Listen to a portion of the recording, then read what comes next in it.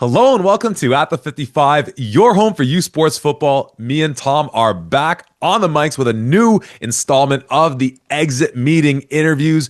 We started in Ontario. We made our way out east with such a special guest. Again, thank you so much to Coach Brady. I'm so sorry on behalf of my internet that it was choppy a little bit, but it was still fantastic. And we're now heading to the other coast to talk a little CanWest football and so much more. But first and foremost, Tom, how the heck you doing, my friend? Oh, I'm doing so well, my man. We had such positive feedback from our Scott Brady and Mount Allison podcast. It was so awesome to hear the fans that we're now starting to get from the East Coast as well as the rest of Canada here. So thank you so much for everybody who's tuned in and who's listening. And it's on to the next team. It is indeed. And for those watching on YouTube, first of all, thank you for tuning in. However you're tuning in, wherever you're tuning in, whenever you're tuning in.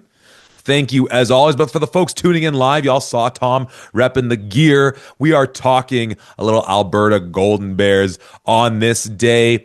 Tom, before we get into the season that was for Coach Bones' club out there, his first year at the helm with them, and I think it's a year that, as we were kind of prepping for this in my own prep, kind of the theme for me is like, much better than just like certainly much better than the record, and it just feels like that kind of quintessential, hey, new people in charge, and there's growth happening there and a lot of exciting things. But you were visiting down there last summer. You got to see Coach Bone in action doing his thing, and there's some other stuff about the team in terms of coaching stuff that maybe we should cover off the jump. Or yeah, we'll talk about other coaching stuff maybe at the end of the pod, what have you. But you were out there in Alberta, checking out Golden Bears practice. Take us back to that trip. I know we obviously talked about it after you had gone out there. But you seeing them kind of at the beginning of this new experiment with Coach Bone, then reflect on the season that was. What was that like being out there, and how did that like reflect what you saw throughout the season watching them? Yeah, I love being out there, seeing Coach Bone in the first time he's taking over a program, obviously as the head coach. He had a fairly well marked out practice. The schedule and the atmosphere, the energy surrounding it was really positive. I think I was there on day 3 or day 4 of training camp, so like they're fresh into it. There can be times where they're still getting some rust off the shoulder pads or doing what have you, and they were just right into it. I think the thing that I really noticed was the energy that was on the field. I think a big part of that was their defensive coordinator, Jean-Gab Poulin. He brings a lot of that energy and what he did with that defense, but also just the way that things were running.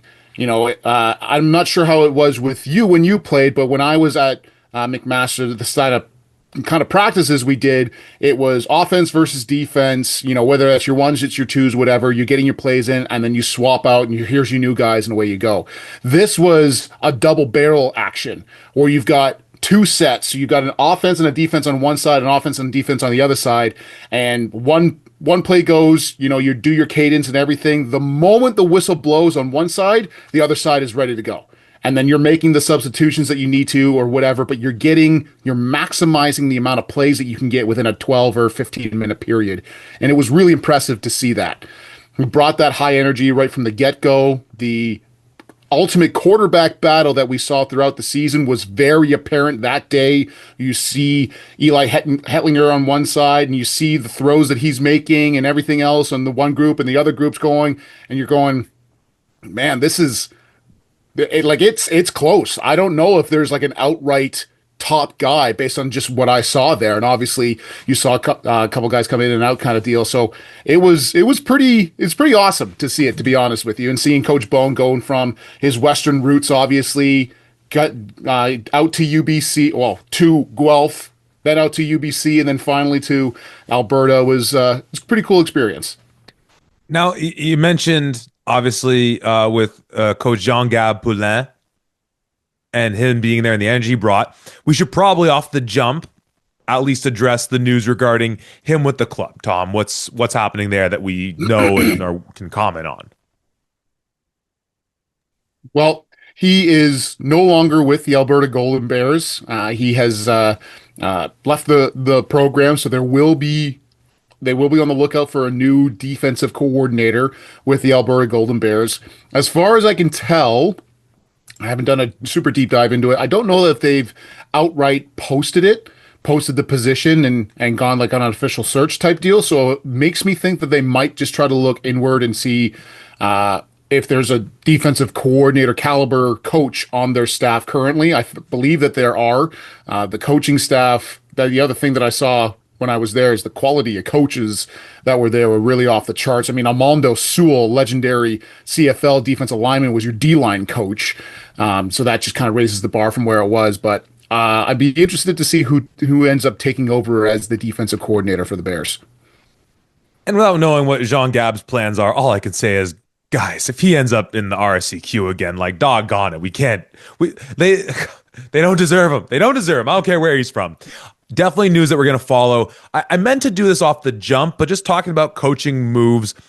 Obviously, we did our emergency pod when the announcement was made about Coach Faulds taking over at Western. And then since then, as most people have heard, our guy, Coach Todd Stones Galloway, is taking over at Laurier, which obviously we're super stoked about. The reason you haven't heard anything formally from us is just we're waiting for a few sort of pieces to fall into place, and then we'll do something a little bigger with the Laurier folks to kind of talk about that. So just as a minor aside there, let's get back into Golden Bear action, though. Tom, on the season, 1-7 for on the whole. But a season that, again, when you look at the numbers, specifically how they performed offensively, which I think is an impressive thing to say, given the fact that you talked about Hetlinger kind of being that guy off the jump, but then them making the move with Trey Ryder and Ryder performing well. And, on the year, you look at, Hetlinger still getting the most completions and attempts and throwing it 66%, 11 touchdowns, 4 interceptions. And Trey Ryder playing in 7 games, 70 attempts, 48 completions, 68 percentage, 4 touchdowns, 1 interception. If you kind of average it out based on, giving them equal share, pretty darn, tit for tat in terms of their performance. And again, when you look at by the numbers, the way this team performed offensively, and we always kind of talk about how CanWest football is a little bit more of that pro style, air it out. And, we'll certainly talk about Carter Kettle as far as just like the weapon that they have there with that young man. But honestly, like between those two guys, and, we sometimes talk about that thing that when you have more than one quarterback, you might really have no quarterbacks. But, it's a good problem to have. And 1-7 doesn't look great. But when you go through the games, a blowout here and there, but competitive losses, and just that kind of feel of, all right, new head coach, new system, some really good quarterbacks. We'll talk about some of the players kind of fifth-year eligibility who are likely leaving, and not insignificant in that own right. But certainly from an offensive standpoint, and no doubt speaks to Bones' experience as an offensive guy. You mentioned the stops with Guelph and with UBC along the way. Really impressive what he was able to put together while, as I mentioned, balancing going back and forth with 2 quarterbacks. Yeah, certainly. I mean, there's only really 2 games I would say that I thought that they were wholly out of. One of them being the Manitoba game that they ended up losing 34-7.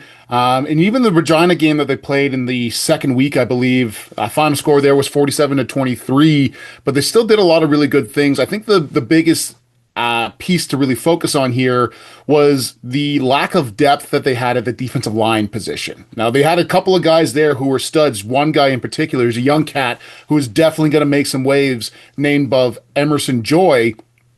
He was really doing impressive things. But if I remember correctly, they had one guy that had failed out because of his grades, and another person that had moved on, and I think a third person that was trying his luck at the CFL.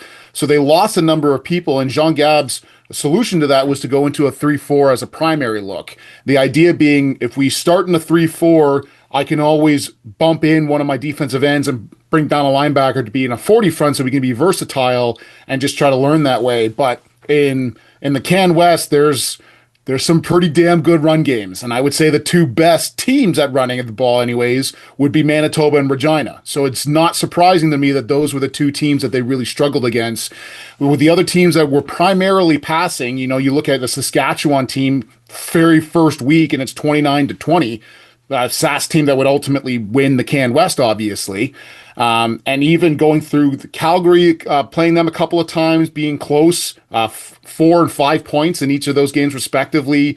Saskatchewan, the second time, 31-24, like another tight game. So the teams that they were playing that were really pass heavy, they were playing well with. And even, on that same vein, the second time they played Regina, 22-20 is the final score. So it is a team that got better and better as the year went on, and certainly had some issues from a depth standpoint in a few key places, but were still able to do some good things and ultimately came away with a really convincing, the one win that they had was a very convincing win against the UBC Thunderbird squad. The first time that Trey Ryder is the starting quarterback there. And, by all means, credit to him and credit to Coach Bone.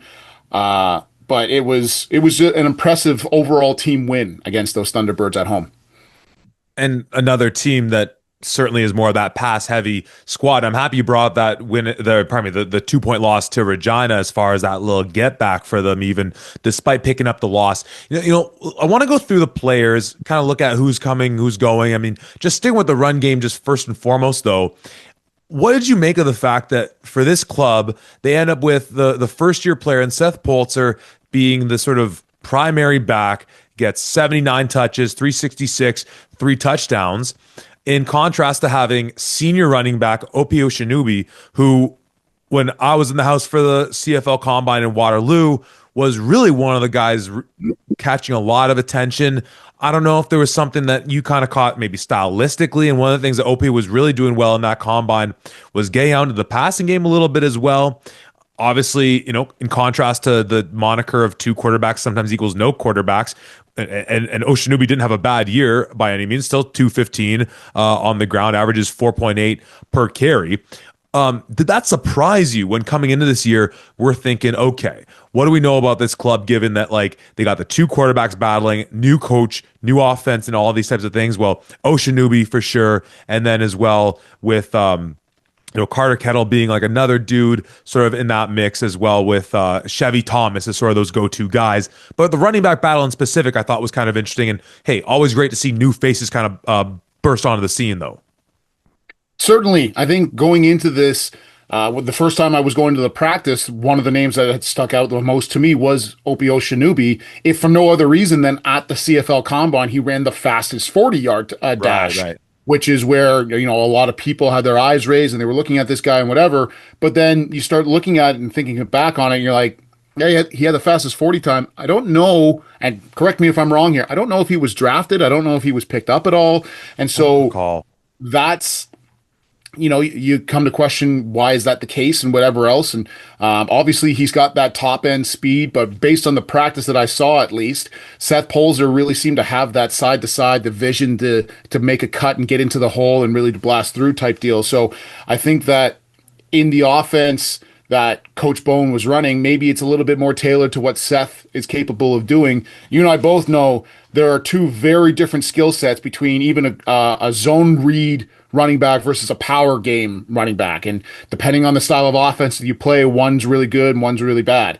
So that could have been the case there. Could have been Seth as just coming into his own type of deal. But yeah, I was expecting to see a little bit more from Oshinubi into this one for sure.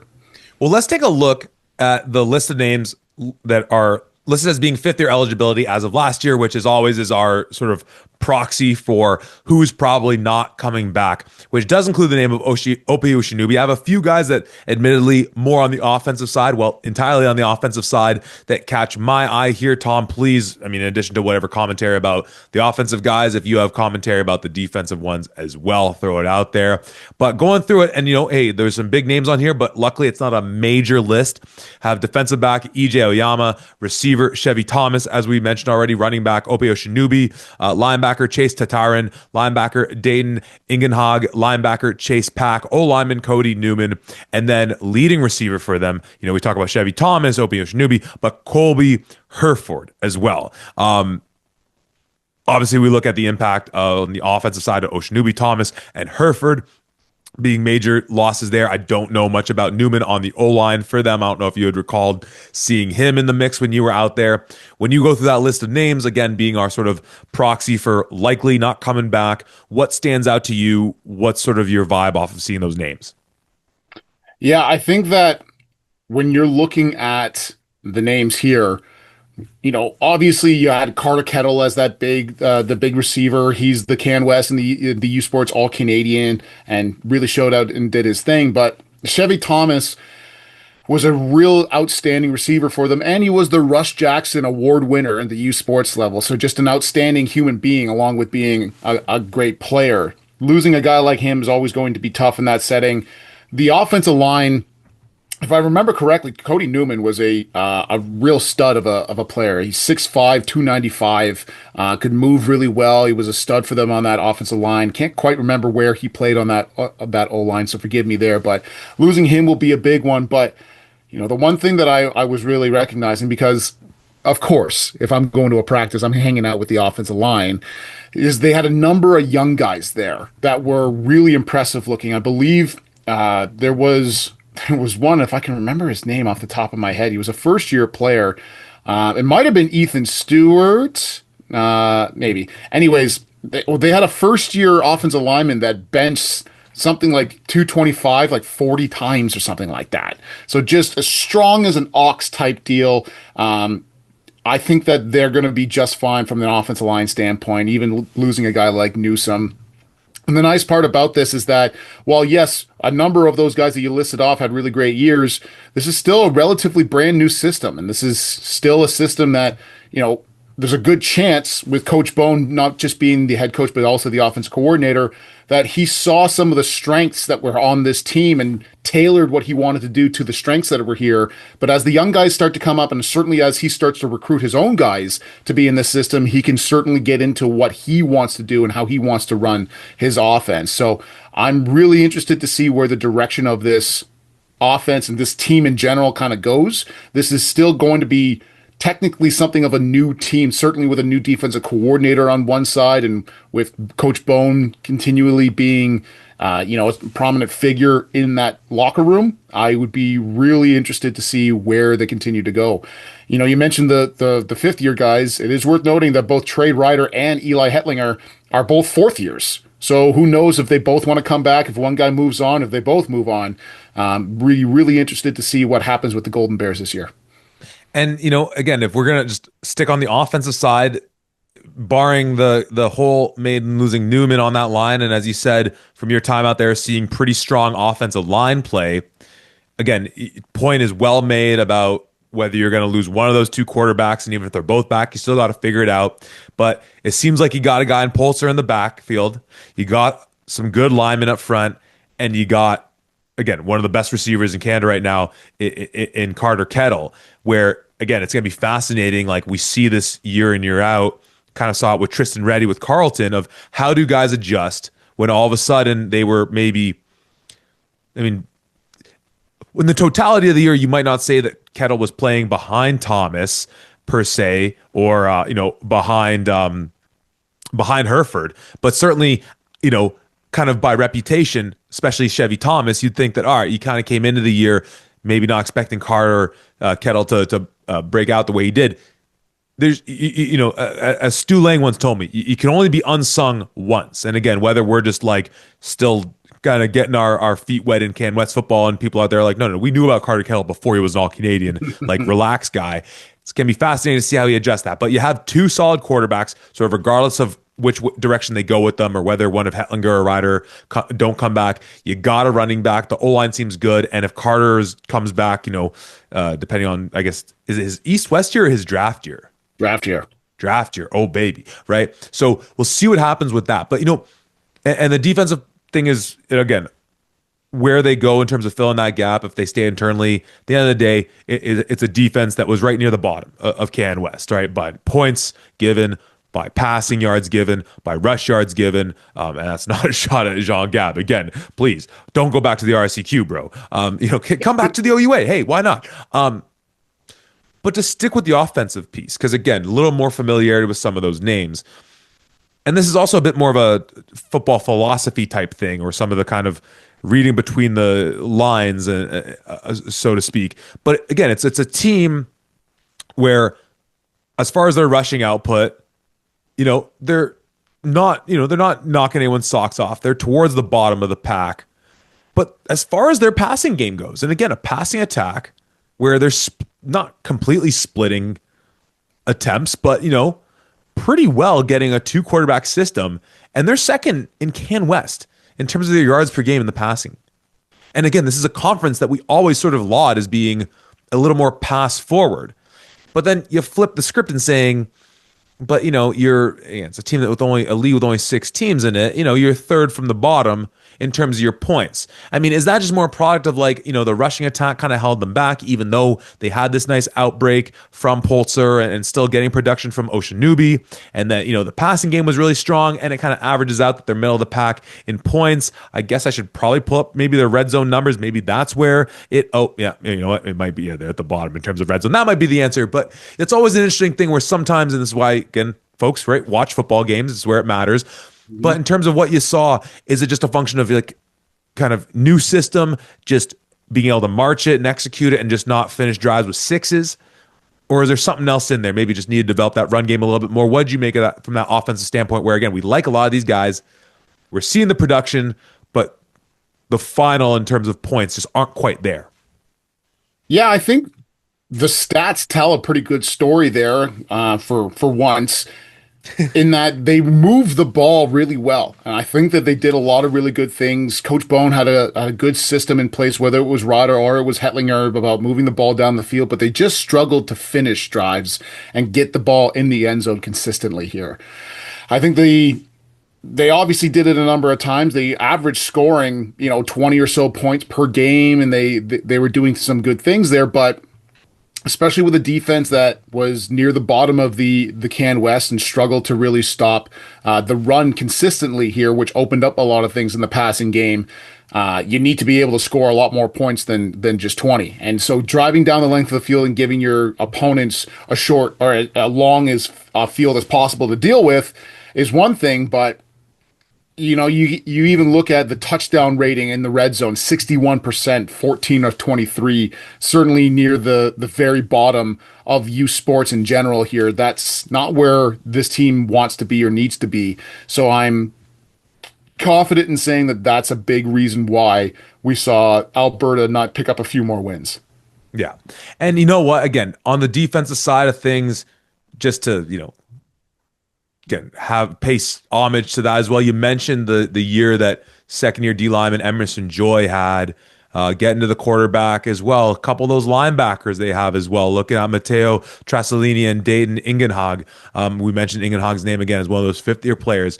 But a defense that, again, was getting scored on, but was able to get after the quarterback. And you mentioned how Coach Poulin was mixing up the fronts depending on the offense they were going up against, and maybe a moot point to talk about how schematically they were having success given that Poulin is not going to be there anymore. But again, it's a team where, as you said, in terms of the red zone efficiency, the numbers tell a bit of the tale, but also a team that I think you can just look at the youth from a coaching standpoint, some of the new faces in there, and say that, yes, the numbers at times don't tell the whole story. And that, again, as you said, 2 bad losses in there, but otherwise a team that was competitive. And with the CanWest being a small conference, it's not rare that we see 1-7 flip to playoffs or something more significant.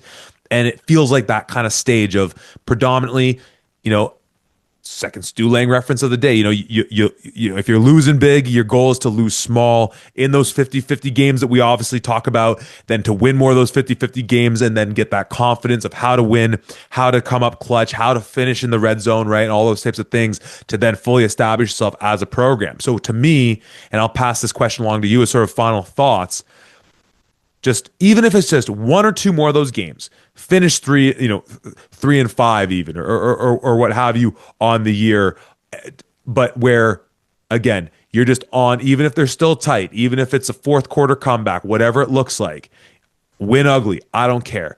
You just got to end up on the other side of the ledger on some of those tight ball games, and maybe it gets you that 4th seed, maybe you still end up maybe 5th and you're just barely missing the playoffs. Maybe it's a tie-break situation. To me, that's the thing that this team has to take that step to, is just to be on the other side of some of those 50-50 games And then beyond that, again, we have to figure out what's going to happen on the defensive side, who's coming back at quarterback, or where they're going that direction. But otherwise, I think for Golden Bear fans out there, a lot of promise. You got the young coach in Bone with a solid record and a great name, obviously, because we know about Pops and everything like that. So for you, Tom, what is that thing? And again, we're sitting here on January 20th. So much is going to change between now and even, off-season training, CFL draft type stuff, East-West. What's the thing you need to see this team improve, or what's the thing you think is realistic to say, you just got to get to this stage for next year and we can say that it's a job well done?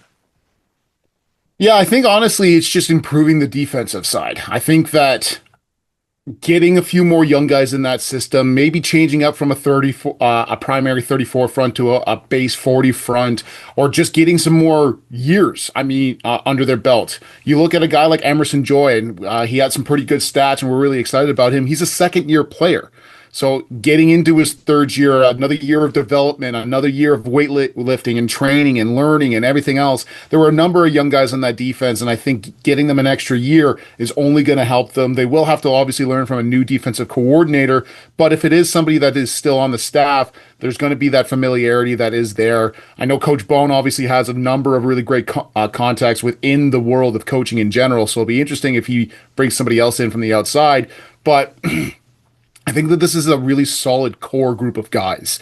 I think that there's a lot of things to be really excited about. Certainly in some of the young guys and even the first years that I saw when I was out there in person, there's a lot of things to be excited about when you're an Alberta Golden Bears fan.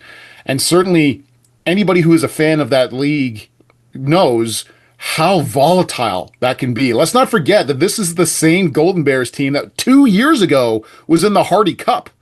So just another 2 years after that, they're 1-7, and it's a new coach and it's whatever else. But that script can flip the other way as well really quickly here. And like you said, if the ball bounces a different way in all of these games, they could go from 1-7 to 3-5, 4-4, even 5-3. So this is a team that is still finding their groove and finding their rhythm here, but has got a lot of great young players. I expect to see some more out of this offense and that continue to get better. And if that defense can follow with them as well, man, I think Alberta can be the sleeper going into next year in the CanWest. It's truly the wild, wild CanWest. And that's the fun thing with these smaller conferences. Tom, honestly, I'll give you another opportunity. You can respond with a head nod or shake one way or the other. I feel like that's a wrap on that as far as I'm concerned. We're making our move back out east for our next exit meeting interview. We'll let you look through the scoreboard, look through the standings, see where that lays. You know what, Tom? I will throw it back to you, just generally speaking. Final thoughts on this week's episode. Alberta Golden Bears, or anything or everything, just so the folks can hear your beautiful voice one last time before we sign off. I appreciate you. Yeah, there's only so much that you can say, like you mentioned, January 20th, going into a season where a new defensive coordinator is coming in, where there's going to be some new changes, I'm sure, at some level in some places that we don't know just quite as of yet. But an Alberta Golden Bear team that has a lot of promise and a lot of things to be excited about. I am really interested to see the growth of this team, like I've been mentioning here, and even who's going to replace a Chevy Thomas and who's going to replace an Opie Oceanubi, because he will be gone here. You will need somebody else to step up in that running back position. And who's going to be the quarterback? Is it going to be Trey Ryder? Is it going to be Eli Hetlinger? Are they both going to be moving on? There's so many questions that we have that we don't have answers to. But the more and more that we get those answers, and especially with our commitment this year to be covering more and more CanWest football, you best believe that we will have some tasty little tidbits the moment that we know them. Well, and as the song goes, it's great to be a U of A Golden Bear. It's great to be... maybe I have the wrong school. Who knows? Anyhow, great job by you, Tom, as always. Like I said, we're heading back out east for our next episode. Go ahead, just check the standings. You'll probably figure out who we're going to be talking about. So stick around and tune in right here at the 55.